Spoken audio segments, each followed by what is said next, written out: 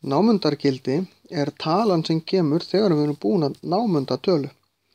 Til dæmis ef við tökum töluna 4682 og við erum að námunda að 100, þá myndum við námunda þetta sem 4700.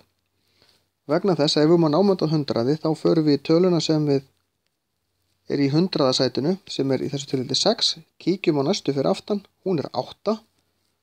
Alltaf ef hún 5 eða hærri, þá hækkum við þessa tölu. Ef þetta væri 4632, þá myndi ég námunda þetta að 4600. Af því að nú talan fyrir aftan 100. sætið lægri en 5, þá hækka ég ekki. Ég lækka hann ekki, þá bara hækka ég hann ekki. Enda sjáum við, þessi tala nærði að vera 4700 heldur en 4600 og þessi nær því að vera 4600. Ef ég með kommutölur,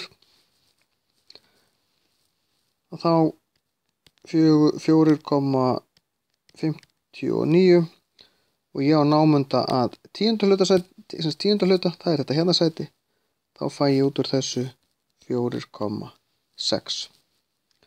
Það sem þarf að passa að skrifa ekki meir, þegar ég fyrir aftan komu að skrifa ekki meir, sleppa því sem hérna fyrir aftan, en hér þarf ég að passa að setja 0 að komunni, svo sleppi öllu sem fyrir aftan komuna.